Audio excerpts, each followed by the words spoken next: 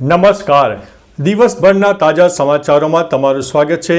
તમારી સાથે હું છું પિનલગીરી ગોસ્વામી. સમાચારો વિસ્તારથી જાણીએ એ પહેલા મહત્વના સમાચારો ઉપર એક નજર. મિત્રો, આજની વિડીયોમાં સૌપ્રથમ વાત થશે ગુજરાતમાં ઠંડીની આગાહીની. અત્યારે ધીમે ધીમે ગુજરાતમાં ઠંડીનો પારો જોવા મળી રહ્યો છે, ત્યારે અનેક વિસ્તારમાં ન્યૂનતમ તાપમાન 13 ડિગ્રી કરતાં નીચે નોંધાયું છે. તેની પાછળનું મુખ્ય કારણ છે કે western disturbance back to back સર્જાઈ રહ્યા છે. બર્ફીલા પવનોની અસર રાજસ્થાન અને ગુજરાત સુધી જોવા મળી રહી છે, જેના લીધે થઈને પવન સાથે ઠંડીનો પણ અહેસાસ થવાનો છે. વહેલી સવારે અનેક વિસ્તારમાં ગાઢ ધુમ્મસનો માહોલ સર્જાશે, ઝીરો વિઝિબિલિટી થશે, એક્સિડન્ટ થવાના ચાન્સીસ પણ વધી જશે. બીજી તરફ દક્ષિણ ભારતના અનેક ભાગોમાં તારીખ 27થી લઈને 31 ડિસેમ્બર સુધીમાં બંગાળની ખાડી અને અરબી સમુદ્ર એક્ટિવ થતાં દક્ષિણ ભારત અને પૂર્વ ભારતના અનેક ભાગોમાં છૂટોછવાયો વરસાદ પણ થઈ શકે છે. મિત્રો, અન્ય મહત્વના સમાચારની વાત કરીએ તો બાંગ્લાદેશ લખેલી બેગ સાથે પ્રિયંકા ગાંધીનો વિરોધ. કોંગ્રેસના સાંસદો સંસદ પરિસરમાં વિરોધ પ્રદર્શન કરી રહ્યા છે. વિપક્ષના સાંસદો બાંગ્લાદેશના મુદ્દાને લઈને સૂત્રોચ્ચાર કરી રહ્યા છે.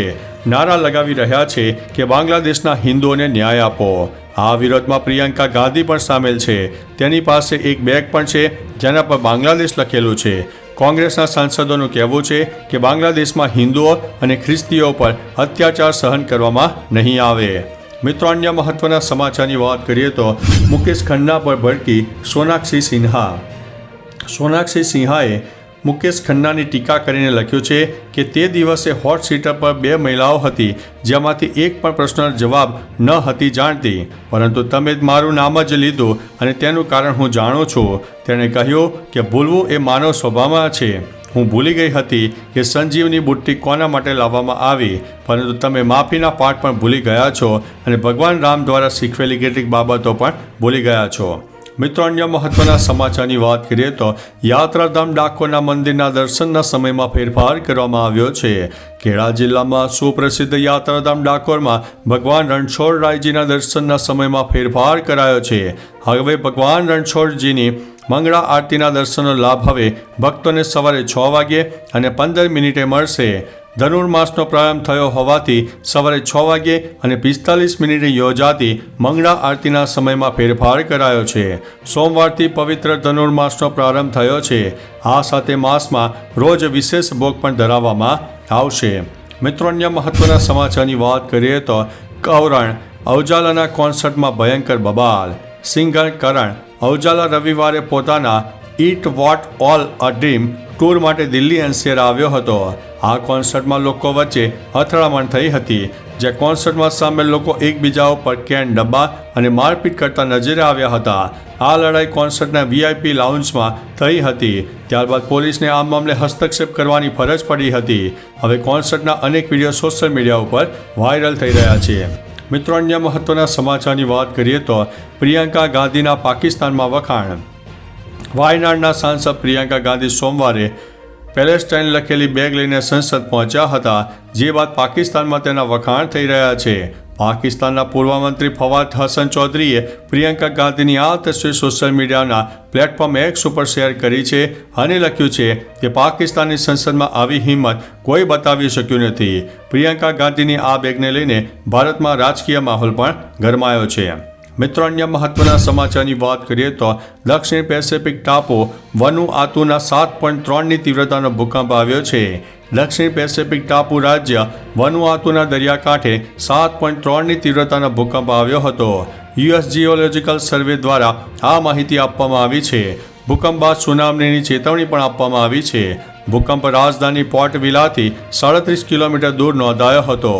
યુએસ જીઓલોજિકલ મુજબ આ ભૂકંપ 10 કિલોમીટરની ઊંડાઈ આવ્યો છે. હાલ વાનુઆતુમાં લગભગ 3,30,000 લોકો રહે છે. મિત્રો, અન્ય મહત્વના સમાચારની વાત કરીએ તો ઓનલાઈન નાણાકીય છેતરપિંડી કરતા 8 આરોપીઓ જેલમાં. જૂનાગઢ પોલીસે 8 જેટલા વ્યક્તિઓને ઓનલાઈન નાણાકીય છેતરપિંડી બદલ અટકાયત કરી છે.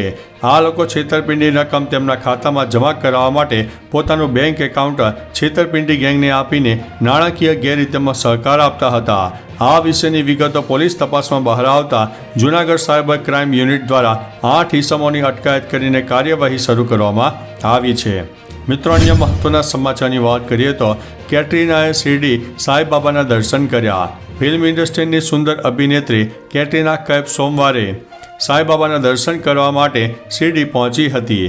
અભિનેત્રી તેમના સાસુ વીણા કૌશલ સાથે પણ દર્શન માટે પહોંચી હતી. દર્શન બાદ સાંઈબાબાના સંસ્થાના વહીવટી અધિકારી પ્રજ્ઞા મહાંદુલે સિનોર અભિનેત્રીને મળ્યા હતા. કેટરીનાનો એક વિડીયો બહાર આવ્યો છે જેમાં તેણી માથા પર દુપટ્ટો રાખી અને હાથ જોડીને ભક્તિમાં મગ્ન જોવા મળી હતી.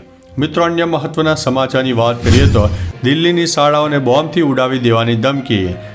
દિલ્હીમાં દક્ષિણ દિલ્હી અને ઉત્તર પશ્ચિમ દિલ્હીની ઘણી શાળાઓને બોમ્બથી ઉડાવી દેવાની ધમકી મળી હતી. દક્ષિણ દિલ્હીમાં ઇન્ડિયન પબ્લિક સ્કૂલ અને ઉત્તર પશ્ચિમ દિલ્હીમાં સરસ્વતી વિહારની એક સ્કૂલને ધમકી મળી છે. માહિતી મળ્યા બાદ પોલીસ, ફાયર બ્રિગેડ અને બોમ્બ ડિસ્પોઝલ સ્ક્વોડને શાળામાં મોકલવામાં આવી હતી. શાળાની જગ્યા ખાલી કરવામાં આવી છે અને તપાસ પણ ચાલી રહી છે. મિત્રો, અન્ય મહત્વના સમાચારની વાત કરીએ તો રણબીર ગંભીર બીમારીથી પીડાઈ રહ્યા છે. રણબીરને નેઝલ ડેવિએટેડ સેપ્ટમ નામની બીમારી છે. આ બીમારી નાકની અંદર પટલને લગતી સમસ્યા છે. જ્યારે આ પટલ કોઈ કારણોસર એક બાજુ ધકેલાઈ જાય છે ત્યારે તેને ડેવિએટેડ સેપ્ટમ કહે છે. આ સ્થિતિમાં નાકનો માર્ગ સાંકડો એટલે કે બંધ થઈ જાય છે અને શ્વાસ લેવામાં તકલીફ પડે છે. તેનો ઈલાજ સામાન્ય રીતે સર્જરી દ્વારા શક્ય છે, જેને સેપ્ટોપ્લાસ્ટી કહે છે. આનાથી શ્વાસ લેવામાં નસકોરા અને સાઇનસની સમસ્યા થાય છે. મિત્રો, અન્ય મહત્વના સમાચારની વાત કરીએ તો ભાદરવન ડેમમાંથી પિયત માટે પાણી છોડવામાં આવ્યું છે. રાજકોટ જિલ્લાના જેતપુર નજીક આવેલા ભાદરવન ડેમમાંથી ખેડૂતોને રવિ પાકના પિયત માટે પાણી છોડવામાં આવ્યું છે. ભાદરવન ડેમમાં પીવાના પાણીનો પણ જથ્થો અનામત કરાયો છે. ભાદરવન ડેમની કુલ સપાટી 34 ફૂટની છે અને આ ડેમ 6647 MCFT પાણીની કુલ ક્ષમતા ધરાવે છે. સૌરાષ્ટ્રના મોટા ગણાતા ભાદર ડેમમાંથી ખેડૂતો માટે ખેત સિંચાઈ અર્થે ભાદર સિંચાઈ વિભાગ દ્વારા 6 પાણી છોડવામાં આવે છે. મિત્રો, અન્ય મહત્વના સમાચારની વાત કરીએ તો ઇન્ડિયા વર્સિસ ઓસ્ટ્રેલિયામાં ગઈકાલની રમત પૂરી થઈ ગઈ. ઓસ્ટ્રેલિયા સામેની ત્રીજી ટીમમાં ઇન્ડિયાના લાસ્ટ ઓર્ડરના બેટ્સમેનનો શાનદાર પ્રદર્શન રહ્યું હતું. તેઓ ફોલો ઓન ટાળવામાં સફળ રહ્યા હતા. રવિન્દ્ર જાડેજા 77, નીતિશ રેડ્ડી 16, આકાશદીપ 27 અને બુમરાહ 10ની ટૂંકી પરંતુ ઉપયોગી ઇનિંગના કારણે ટીમ ઇન્ડિયા શરમજનક પરિસ્થિતિને ટાળી શકી છે. ખરાબ પ્રદર્શનને કારણે રમત બંધ થઈ ત્યાં સુધીમાં તો ભારતે 74.5 ઓવરમાં 9 વિકેટે 252 રન બનાવી લીધા હતા. મિત્રો, અન્ય મહત્વના સમાચારની વાત કરીએ તો ઠંડીએ ભૂકા બોલાવ્યા. અમરેલીમાં 9.6 ડિગ્રી તાપમાન જોવા મળ્યું. રાજ્યમાં ગઈકાલે હાડ થીજાવતી ઠંડી પડી. રાજ્યના 18 જિલ્લાઓમાં તાપમાન 15 ડિગ્રીથી નીચે નોંધાયું. પાટનગર ગાંધીનગરમાં 11 ડિગ્રી અને નલિયામાં 7.8 ડિગ્રી તાપમાન નોંધાયું.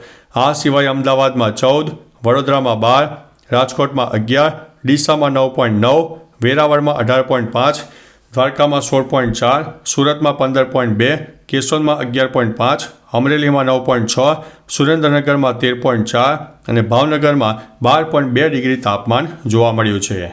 મિત્રો, અન્ય મહત્વના સમાચારની વાત કરીએ તો one nation one election bill કઈ રીતે પાસ થશે? બિલ લોકસભા દ્વારા સ્વીકારવામાં આવ્યા પછી પણ પસાર થવામાં ઘણો સમય લાગે. હવે બિલને ચર્ચા માટે જેપીસીને મોકલાશે. જેપીસીના સૂચનોને સામેલ કર્યા પછી બિલ ફરીથી લોકસભામાં આવશે. લોકસભામાં પાસ થયા બાદ તેને રાજ્યસભામાં મોકલાશે. બંધારણીય સંશોધન બિલ હોવાથી તેને રાજ્યની વિધાનસભામાં મોકલવામાં આવશે. જો 50%થી વધુ વિધાનસભામાં પસાર થશે તો આ બિલ અમલમાં આવી જશે. મિત્રો, અન્ય મહત્વના સમાચારની વાત કરીએ તો પ્રભાસની સાલાર 2માં કિયારાની એન્ટ્રી. પ્રભાસની ફિલ્મમાં સાલારના બીજા ભાગમાં કિયારા અડવાણીની એન્ટ્રી થાય તેવી શક્યતા છે. સાઉથના ફિલ્મી વર્તુળોમાં ચાલતી ચર્ચા મુજબ સાલારના ભાગ 1ને ઉત્તર ભારતીય બેલ્ટમાં જોઈને તેનો પ્રતિસાદ મળ્યો ન હતો. તે પરથી તેની પાન ઇન્ડિયા લોકપ્રિયતા વધારવા માટે કિયારાને હિરોઈન તરીકે કરારબદ્ધ કરવામાં આવે તેવી પણ શક્યતા દેખાઈ રહી છે. તો ચાલો મિત્રો, ફરીથી દેશ અને દુનિયાના સુપરફાસ્ટ સમાચાર લઈને મળતા રહીશો. ત્યાં સુધી અમને રજા આપશો. નમસ્તે.